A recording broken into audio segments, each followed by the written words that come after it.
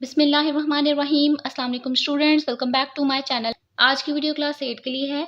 Summer vacation task हम करने लगे हैं। टास्क 2 करते हैं स्टार्ट। अगर आपको इसका फर्स्ट टास्क चाहिए इसी बुक का सेम जो आपको थंबनेल पे नज़र आ रही होगी, तो आप जो है वो डिस्क्रिप्शन में जाएँ, वहाँ पे मैंने लिंक ऐड कर दिया हुआ है और वहाँ पे ना आपको फर्स्ट टास्क मिल जाएगा।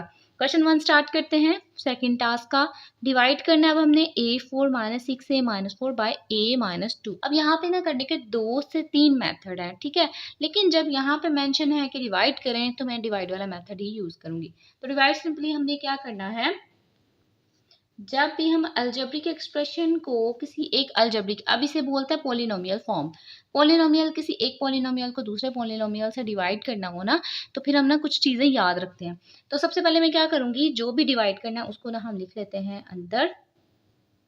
आपने डिवाइड किया होगा कोई एक सिंगल नंबर, तो वो तो आसानी से हो जाता है ना, उसका मेथड भी आपको याद होगा, उसका पता भी होगा। लेकिन जब आप ये वीडियो देख लोगे तो आपको प्रॉपर तरीके से पता चल जाएगा कि हम किसी दो पॉलिनोमियल को कैसे डिवाइड करते हैं।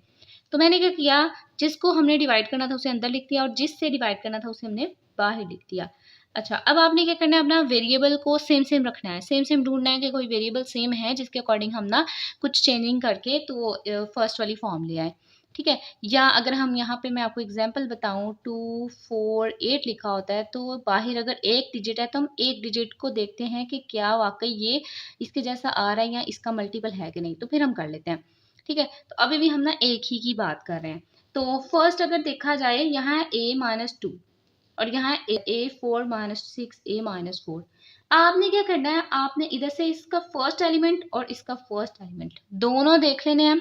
अब ये दोनों सेम है, यानी कि इनकी जो बेसिस हैं वो सेम है। ये वेरिएबल a है, ये भी वेरिएबल a है, तो इसका मतलब वेरिएबल तो सेम हमें नजर आ रहे हैं ना। तो हम इन वेरिएबल को ही यूज करते हुए, इन्हीं पे काम करते हुए ना हम ये वैल्यू ला सकते हैं, ये फॉर्म ला सकते हैं। a4 है, ये a1 है और हमें चाहिए a4।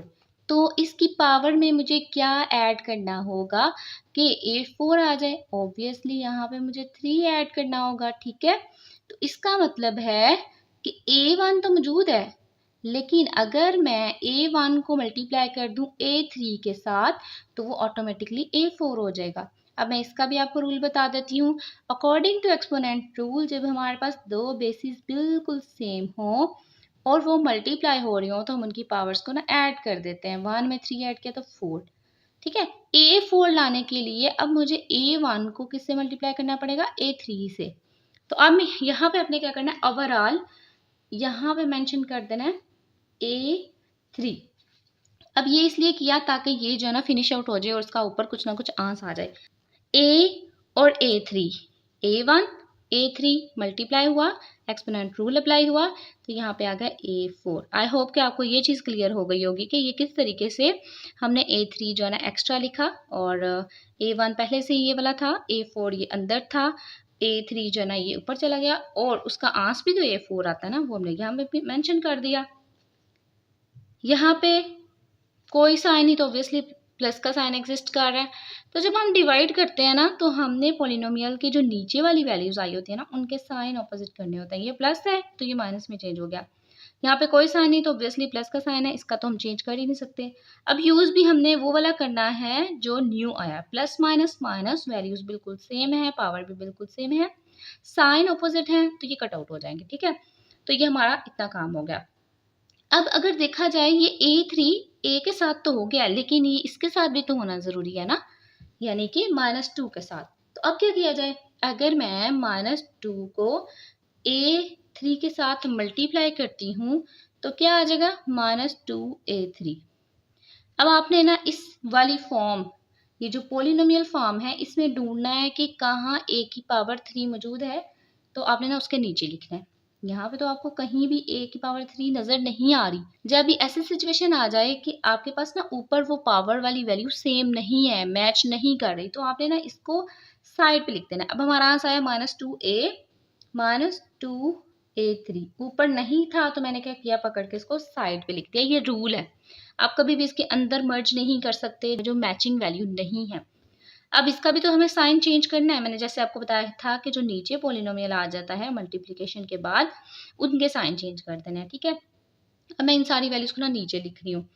अब मैंने नीचे कैसे लिखना है, आप चाहें तो आप -6a -4 एंड +2a3 लिख सकते हैं, लेकिन अगर देखा जाए तो पावर किसकी बढ़ी है, a3 की। तो मैं इसको क्या करूँगी, यहाँ पे पहले लिख दूँगी, ये आप इसको रीअरेंज बाद में कर दीजिएगा, आप ऐसे ही लिख लें, -6a -4 +2a3। और अगर मैं इधर रीअरेंज करूँ, अभी देखिए मैं कुछ भी नहीं बाहर निकाल रही, तो यहाँ पे मैंने रीअरेंजिंग की 2a3 -6a एंड -4, ठीक है। तो यहाँ पे हमारे पास आ गया 2a3। अच्छा, अब आपने पहले वाली वैल्यू को देखना है, आप चाहें तो आप यहाँ से ना 2 को बाहर निकाल सकते हैं कॉमन। कांस्टेंट हम ना कॉमन बाहर निकाल सकते हैं, उसका कोई इशू नहीं होता। तो हम यहाँ पे क्या करेंगे, जो 2 है, ये 2 इसमें भी कॉमन आ रहा है, 2 3 ज़ा 6, इसमें आ रहा है 2 2 ज़ा 4, तो मैं यहाँ पे ना 2 कॉमन निकाल रही हूँ। बाकी हमारे पास बचा a3 माइनस 2 3 ज़ा 6 a as it is and 2 2 ज़ा 4, ठीक है। मैंने इनके जो मल्टीपल्स बाकी बच रहे थे वो मैंने लिख दिए, और जब कॉमन निकाला इन सब में से 2 को, तो एक दफ़ा लिखा, ठीक है। आप चाहे ना आप यहाँ से ही माइनस करके रीअरेंज कर सकते हैं। कांस्टेंट हम बाहर निकाल सकते हैं, लेकिन वेरिएबल आपने कभी भी बाहर नहीं निकालना, ठीक है। ये चीज़ आपने याद रखनी है। अब आ गया a3, अब इसके अकॉर्डिंग हम इसको ना डिवाइड करेंगे। ये आ गया a3 और यहाँ पे a है, इसका मतलब अभी भी हमें मसला है a1 में मैं क्या चीज़ ऐड करूँ, यानी कि उसकी पावर में कि 3 आए, ऑब्वियसली a की पावर 2। फिर से अकॉर्डिंग टू एक्सपोनेंट रूल, जब हमारे पास बेसिस सेम हो, मल्टीप्लाई हो रही हो, तो हम इनकी पावर्स को ऐड कर देते हैं। इसका मतलब क्या चीज़ मिस है, a2 मिस है। तो मैं क्या करूँगी, पॉजिटिव a2 है ना, यहाँ पे प्लस है, तो पॉजिटिव a2 के साथ मैं इसको मल्टीप्लाई कर दूंगी इस सारी वैल्यू के साथ, ठीक है। इसको इससे किया, a3 आ गया, फिर a2 को 2 के साथ किया, -2 को a2 के साथ किया, सबके साथ करना है ना आप, जैसे a3 को आपने इससे भी किया था, इससे भी किया था, और जो वैल्यू आ रही थी आपने उसको अरेंज करके लिख दिया। अब a2 को पहले मैंने a के साथ किया, तो वो a3 आ गया, उसको साइड पे लिख लिया। अब a2 को मैंने -2 के साथ भी मल्टीप्लाई किया, तो हमारे पास आ गया -2a2, ठीक है। तो यहाँ पे अब देख लेना है कि a2 की वैल्यू यानी कि जो पावर है वो यहाँ पे मौजूद है कि नहीं, नहीं, ऊपर तो कहीं भी नजर नहीं आ रही। इसका मतलब मुझे इसको फिर से साइड पे लिखना पड़ेगा। अब क्या करेंगे, हम इनके साइन चेंज कर देते हैं। यहाँ प्लस का साइन होता है तो ये नेगेटिव साइन हो जाएगा, नेगेटिव साइन है तो ये प्लस का साइन हो गया। पॉजिटिव नेगेटिव खत्म हो गए, दोनों कैंसिल आउट हो गए, बाकी नीचे आया हमारे पास -3a -2, और ये जो है ना +2a2 आ गया, ठीक है। और अगर हम इनको अरेंज करें तो हमारे पास जो है ना वो क्या आ जाएगी वैल्यू, ये 2 इस साइड पे आ जाएगा 2a2 -3a और -2 इस तरफ आ गया, ठीक है। अब हम इनमें से ना 2 कॉमन नहीं निकाल सकते, ये देखा जा सकता है, ये 2 है, ये 3 है, ये 2 है। अब हम बात करते हैं, इस 2 को भी हमें अब लेके चलना है, और साथ ही साथ ना इसकी पावर को भी देखते हुए चलना है, ठीक है। पहले पहले सिंपल सिंपल हमारे पास जो पावर की फॉर्म आ रही थी उसको हम लेके चल रहे थे, और उसके अकॉर्डिंग उसको जो मिसिंग वैल्यूज होती थी उससे मल्टीप्लाई कर देते थे। अब हमारे पास फर्स्ट क्या है, a2 है, ठीक है, a की पावर 2। तो यहाँ पे a को मैं किससे मल्टीप्लाई करूंगी कि a2 आ जाए, ऑब्वियसली a1 को मैं मल्टीप्लाई करूंगी a1 के साथ, 1 1 मिलके हो जाएंगे 2। ये तो मसला हमारा हल हो गया ना। अब बात करते हैं इस 2 की, तो 2 हमारे पास नहीं है, तो मैं a को किससे मल्टीप्लाई करूंगी कि 2a2 आ जाए, 2a के साथ, ठीक है। एक ए है, बाकी क्या बचा 2a1, तो वो मैंने यहाँ पे लिख दिया। इसका मतलब मुझे +2a के साथ मल्टीप्लाई करना होगा, +2a के साथ इन दोनों वैल्यूज को मल्टीप्लाई करना है, जो आंसर आएगा वो नीचे लिखती जाऊंगी। इसको इससे किया तो आ गया हमारे पास 2a2, इसको इससे किया मैंने -2 मल्टीप्लाई बाय 2a, -2 2 ज़ा 4a, 4a आ गया, ठीक है।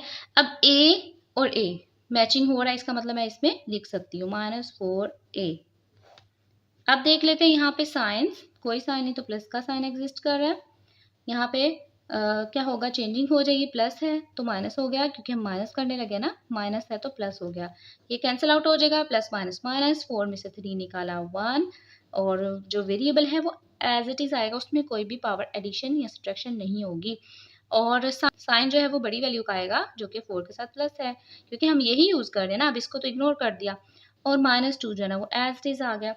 अब देखा जाए तो अगर मैं इसको थोड़ा सा सिंपल वे में लिखूँ, वी नॉट ऐड के अगर कोई एक वेरिएबल लिखा है उसके साथ 1 भी मौजूद है और एक प्लस भी मौजूद है, तो सिंपल लिखूँ तो a -2 मौजूद है। अब ये और ये बिल्कुल सेम मैचिंग हो गई हैं। जब हमारे पास ऐसी वैल्यू आ जाती है 2 और 2, सेम है तो हम किससे मल्टीप्लाई करेंगे, ऑब्वियसली इसको 1 से, 2 1 2 1 से हम करेंगे। तो हम यहाँ पे लिख देते हैं +1, ठीक है। तो +1 जब किया तो ये सारी value same as it is आ गई और लास्ट पे ना ये कैंसिल आउट हो जाएगी और जो ऊपर वैल्यू आई है वो हमारा आंसर आ गया A3 + A2 + 2A + 1। ये थोड़ा सा आपका जो है ना कांस्टेंट की फॉर्म थोड़ी चेंज इस तरह हो सकती है कि अगर आप यहाँ पे कॉमन नहीं निकालते फिर आपको ना यहाँ पे 2 के साथ भी A2 के साथ भी ना 2 लगाना पड़ना था, ठीक है। तो नेक्स्ट में फिर 4 हो जाना था, इस तरह आपकी वैल्यू आ जानी थी और लास्ट पे आ जाना था 2। थोड़ी सी चेंजिंग हो सकती है, इसके कोई मसला नहीं है। कांस्टेंट में हम y निकाल सकते हैं, वेरिएबल में बिल्कुल भी नहीं। अच्छा जी, सेकंड टास्क का क्वेश्चन सेकंड करते हैं। फाइंड द प्रोडक्ट ऑफ, अब इन दोनों को ना हमने मल्टीप्लाई करना है। तो अब ये पोलिनोमियल फॉर्म आ गया, अलजेब्रिक एक्सप्रेशन आ गया, इनको हम कैसे मल्टीप्लाई करें, इतना मुश्किल नहीं है। बस आपने कुछ रूल याद रखने हैं कि हमने क्या करना होता है कि जो हमारे पास फर्स्ट ब्रैकेट है उसमें फर्स्ट एलिमेंट को पकड़ना है, फर्स्ट टर्म को पकड़ना है और उसे सारी टर्म्स के साथ मल्टीप्लाई कर देना है। सेम फिर जो सेकेंड टर्म है उसको लेना है और उसको सब टर्म के साथ मल्टीप्लाई कर देना है। इसको अगर मैं आसान तरीके से लिखूँ तो आप क्या करो, 2x लिख लो, ठीक है, मल्टीप्लाई बाय थोड़ी सी स्पेस, फिर +3y मल्टीप्लाई और थोड़ी सी स्पेस, ठीक है। इस तरह हमने लिख लिया। मैंने क्या किया, जो फर्स्ट ब्रैकेट में जितने भी टर्म्स थी वो मैंने इस तरह लिख दी और साथ ना मल्टीप्लिकेशन के साथ थोड़ी थोड़ी स्पेस छोड़ दी। अब क्या करेंगे, हम यहाँ पे फिलिंग करेंगे ये जो सेकेंड ब्रैकेट है। अब सेकेंड ब्रैकेट के साथ ना हम यहाँ पे मल्टीप्लिकेशन का साइन लगा देंगे। तो सिंपल मैंने क्या किया, 2x को सारी टर्म के साथ मल्टीप्लाई कर दिया और जो सेकंड टर्म थी यानी कि 3y उसको भी सारी टर्म के साथ मल्टीप्लाई कर दिया। अब इसको सेपरेट सेपरेट मल्टीप्लाई करेंगे, ठीक है। तो सेपरेट सेपरेट मल्टीप्लाई कर लेते हैं। कैसे करेंगे, जो एक बाहर आपको वैल्यू नजर आ रही है वो मल्टीप्लाई होगी अंदर जितनी भी टर्म्स मौजूद हैं, ठीक है। आप कोई भी टर्म स्किप नहीं कर सकते। 2x ब्रैकेट 4x2, मैं आपको ना एक एक चीज़ समझा रही हूँ। अगर मैं चाहूँ तो मैं डायरेक्ट कर सकती हूँ, लेकिन आप इस लेवल पे हैं कि आप अभी क्लियरली समझ लें कि किस तरीके से इनकी प्रोडक्शन होती है। अच्छा, ये मैंने फर्स्ट के साथ कर दिया साइन नेगेटिव, 2x और 6x y जो है ना वो मल्टीप्लाई हो जाएगा। मैं मल्टीप्लिकेशन की जगह ना ब्रैकेट अप्लाई कर रही हूँ क्योंकि अगर मैं मल्टीप्लिकेशन लगाऊँ और x जो है ना वो मिक्स हो जाएगा मल्टीप्लिकेशन के साथ तो गड़बड़ हो जाएगी, इसलिए मैं ब्रैकेट अप्लाई कर रही हूँ। प्लस 2x जो है वो मल्टीप्लाई होगा 9y के साथ, y स्क्वायर के साथ।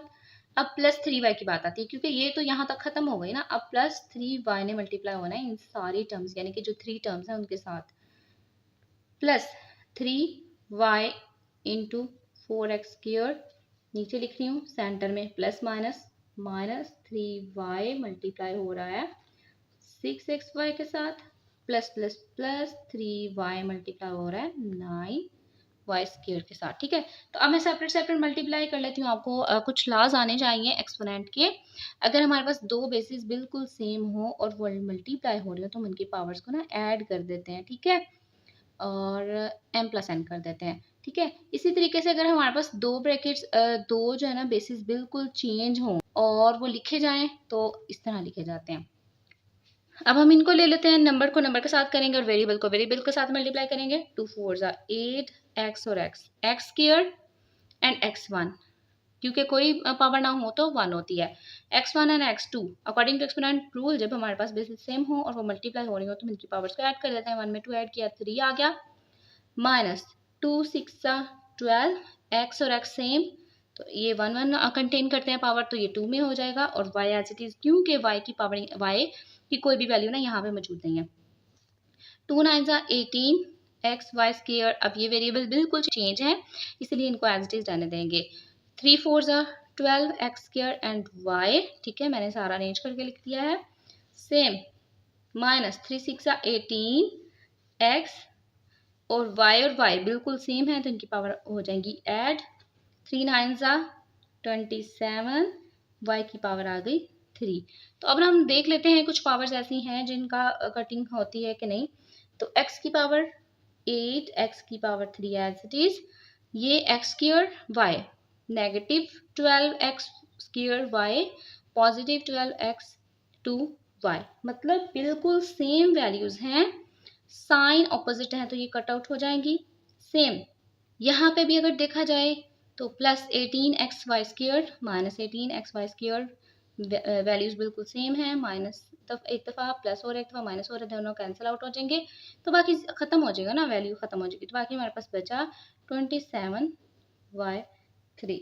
तो ये जो है ना, ये इसका आंसर आ गया।